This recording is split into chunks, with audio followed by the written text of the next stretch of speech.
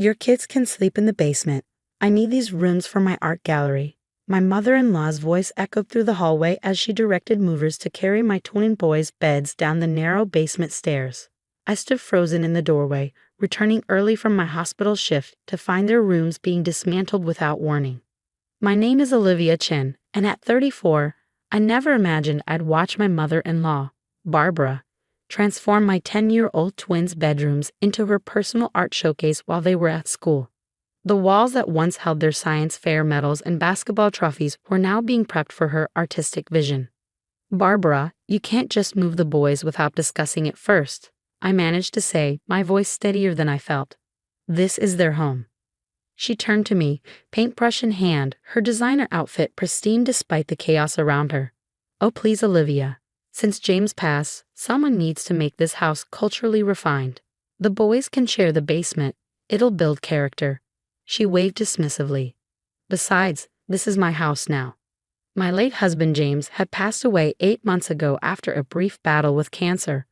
Barbara had moved in temporarily to help with the twins, but her help mostly consisted of criticizing my parenting and reminding me how lucky I was that James had married a simple nurse like me. I watched as the movers continued their work, my hands clenched into fists.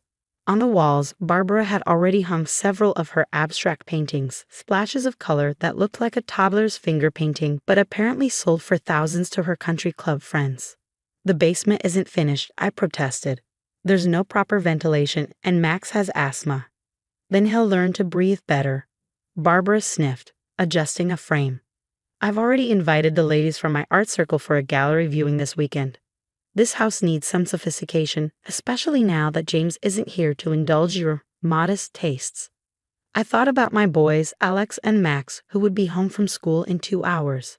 How would I explain that their grandmother had turned their rooms, their safe spaces filled with memories of their father, into a showcase for her mediocre art? "This isn't your decision to make," I said, my voice taking on an edge that made Barbara pause. She turned to me, eyes narrowing. "Actually, dear, it is. James always meant for me to have the house. He would have wanted me to bring some culture to his children's lives. Heaven knows they won't get it from your side of the family." The casual cruelty of her words was nothing new, but something inside me shifted. Maybe it was exhaustion from my 12-hour hospital shift or the memory of James squeezing my hand in his final days, making me promise to protect our boys. "The movers can stop now," I said quietly. Barbara laughed, the sound sharp and dismissive. "You don't have any say in this, Olivia. I've already paid the movers. The basement is perfectly fine for the boys. They can use this as a learning experience about art and culture." I pulled out my phone, fingers steady as I opened the email I'd been saving. "Actually, Barbara, I think you should read something." She waved me off. "I don't have time for your dramatics.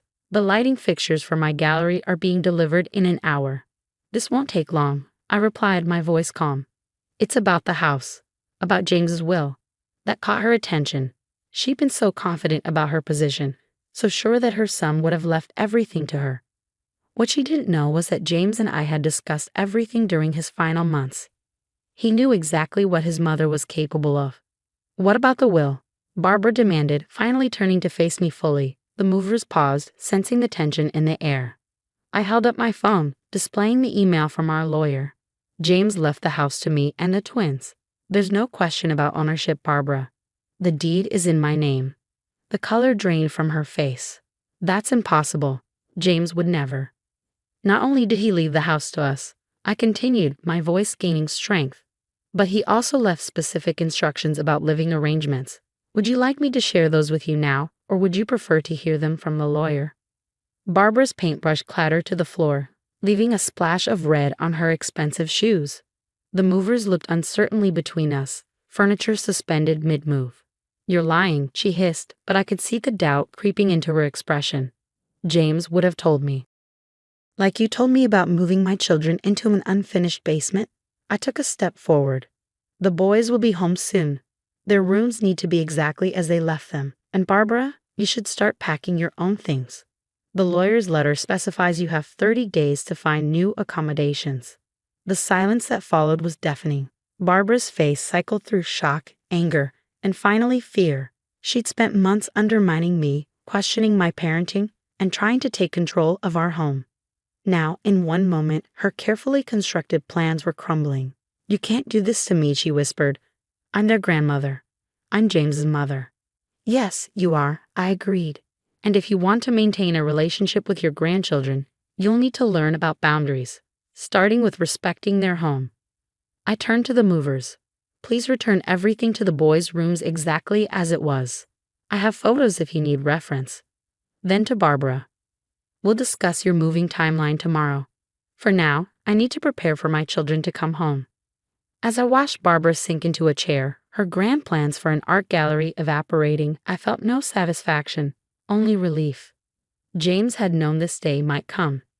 He had protected us in the way he knew best, giving me the tools to stand up to his mother when the time came. Now I had to focus on what mattered most, making sure our boys came home to their rooms just as they left them, filled with their treasures, their memories, and most importantly, their father's love. The next morning, I found Barbara in the kitchen, still wearing her silk robe at 10 a.m., furiously typing on her phone. When I walked in to grab my coffee before my hospital shift, she didn't even look up. "I've spoken to my lawyer," she announced, her voice cold. "James can't be legal. I'm his mother. I have rights." I poured my coffee calmly, adding cream while listening to the sounds of the twins getting ready for school upstairs. Their rooms were back to normal, though Barbara's paintings now cluttered the hallway like abandoned shipwrecks. "The will is perfectly legal, Barbara," I replied, checking my watch. "James and I made sure of that. He knew how important stability would be for the boys." She slammed her phone down on the marble counter. "Stability? You work 12-hour shifts. The boys need a proper authority figure, someone with class, with connections. What can you offer them besides?" She gestured vaguely at my scrubs. "This." Before I could respond, thundering footsteps announced the twins' arrival. Alex and Max burst into the kitchen, backpacks bouncing, their identical faces bright with energy. "Mom, can we have pizza tonight?" Max asked, reaching for the cereal while Alex grabbed bowls. They carefully avoided looking at their grandmother, a new habit I'd noticed developing. "We'll see, honey. I might be late tonight, big surgery scheduled." I kissed their foreheads, breathing in the familiar scent of their shampoo. "Mrs. Peterson will pick you up from school." Barbara's eyes narrowed. I could watch them. I'm their grandmother after all. The twins exchanged quick glances, a silent communication that reminded me so much of James it hurt. "We're good with Mrs. Peterson," Alex said quietly, suddenly very interested in his cereal. I saw Barbara's face darken at the rejection. "This is exactly what I mean," she hissed at me. "You're turning them against me." "No, Barbara," I said firmly. "You're doing that all by yourself." Later that afternoon, between surgeries, I received a flurry of texts from our neighbor, Mrs. Peterson. Barbara had shown up at school, trying to pick up the boys early for an art appreciation lesson. Thankfully, the school had strict instructions about authorized pickups. I called the twins immediately. "Everything okay?" "We're fine, Mom," Alex assured me. I could hear Max in the background, probably doing homework. "Grandma tried to take us to some art show, but the principal wouldn't let her." My heart clenched. "Did she upset you?" There was a pause. "She said Dad would be disappointed in us." Max's voice came through, smaller than usual. "Said we're not living up to the family name." I gripped my phone tighter, anger burning in my chest. "Listen to me, both of you. Your dad was so proud of you, exactly as you are. He loved your science experiments, your basketball games, everything about you." "We know, Mom," they said in unison, making me smile despite everything. After hanging up, I called our lawyer, Susan. She listened to the school incident and sighed. "I was afraid she might try something like this. We should file for a restraining order." "Isn't that extreme?" I asked, though Barbara's behavior was becoming increasingly erratic. "Olivia, she tried to remove your children from school without authorization. This isn't just about the house anymore." That evening, I arrived home to find Barbara hosting an impromptu art showing in our living room. Several women in expensive clothing were sipping wine and examining her paintings, which now covered every available wall space. "Ah, Olivia," Barbara said loudly as I walked in, still in my scrubs. "We were just discussing how this charming little house needs a more sophisticated touch. These ladies agree that an art gallery would be perfect." The women turned to stare at me, their expressions a mix of curiosity and poorly concealed judgment. I recognized most of them from James's funeral, where they clustered around Barbara, murmuring about how brave she was. "The showing's over," I said firmly. "Please leave." "You can't just," Barbara started, but I cut her off. "Yes, I can. This is my house, and you're all trespassing." I pulled out my phone. "Leave now, or I'll call the police." The women scattered quickly, their heels clicking on the hardwood floors as they hurried out. Barbara remained, her face flushed with either wine or rage. "You're ruining everything," she spat. "James would be ashamed of how you're treating me." I thought about the twins upstairs, probably hearing every word. About James in his hospital bed, making me promise to keep them safe. About all the times Barbara had tried to diminish us, even before James got sick. "No, Barbara," I said quietly. "James knew exactly who you were. Why do you think he left the house to us?" Her face crumbled for a moment before hardening again. "This isn't over," she threatened, storming up to her room. Later that night, after checking on the sleeping twins, I found myself in James's old office.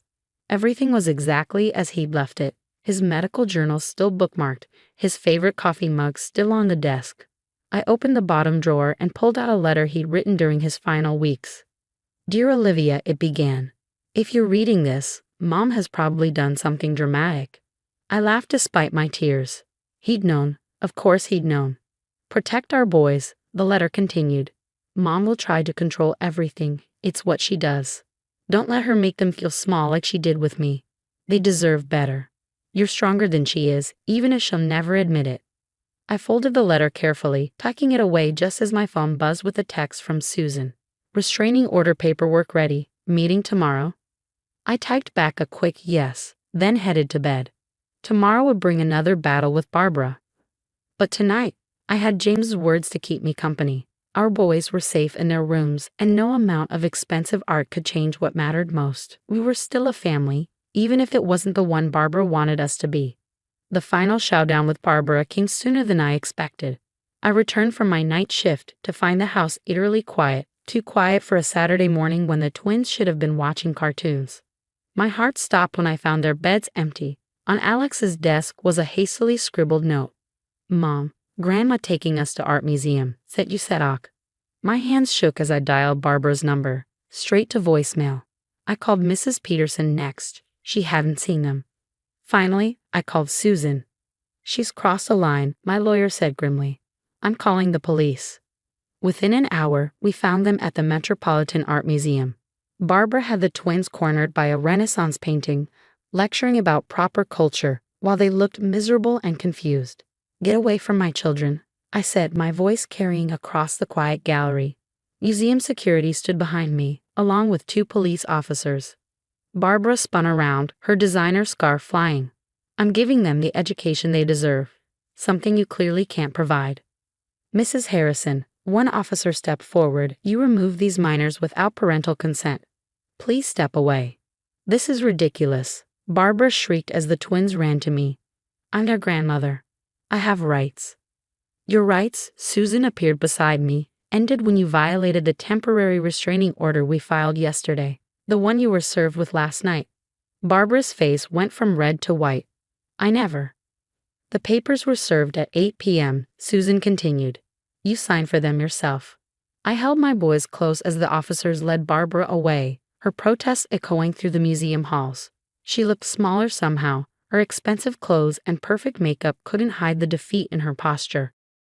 "Mom," Max whispered, "we're sorry." She said, "You knew." "It's not your fault," I assured them both. "None of this is your fault."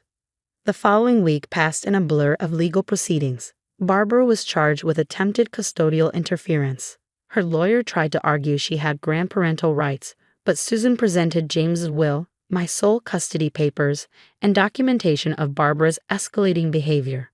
"Your Honor," Barbara pleaded in court, "I only wanted what's best for the children. Their mother works such long hours." The judge wasn't impressed. "Mrs. Harrison, the best interest of these children includes respect for their legal guardian and their home. Your actions show a disturbing pattern of disregard for both." The ruling was clear. Barbara was barred from unsupervised contact with the twins. She had 1 week to remove her belongings from our house, and any future visits would need to be court approved. As she left the courthouse, she tried one last time. Olivia, please. They're all I have left of James. I looked at her, really looked at her, and saw not the intimidating force she'd always been, but a grieving mother who never learned to love without controlling. James wanted better for them, I said softly. Better than what you did to him. If you ever want a relationship with your grandchildren, you'll need to understand that. She turned away, but not before I saw tears in her eyes. Real ones, maybe for the first time. That evening, the twins helped me take down the last of Barbara's paintings. In their place, we hung their art projects, family photos, and a particularly special picture. James at their age, grinning with a science fair ribbon. Dad looks like us, Alex observed. He does, I agreed, and he'd be so proud of you both. Even though we don't like fancy art? Max asked. I pulled him close, especially because you're exactly who you are. 6 months later, we received a letter from Barbara. Inside was a check for all the money she'd spent trying to convert the house into her gallery and a handwritten note. Dear Alex and Max, I'm sorry for trying to make you into something you're not. Your father was perfect exactly as he was, and so are you. If you're willing, I'd like to come to your next basketball game, just to watch, nothing more. Love, Grandma. I let the boys decide. They chose to give her a chance on their terms. She came to the game, sat quietly in the back, and cheered when they scored. It wasn't perfect, but it was a start. The house is truly ours now, filled with the noise and mess of 2 growing boys. Their rooms remain their sanctuary, decorated with their treasures and their dreams. And on my desk sits James's letter, a reminder that sometimes protecting our children means standing up to family, even when it's hard, even when it hurts. Because in the end, love isn't about control or culture or grand gestures. It's about accepting people for who they are and giving them the space to grow into who they're meant to be.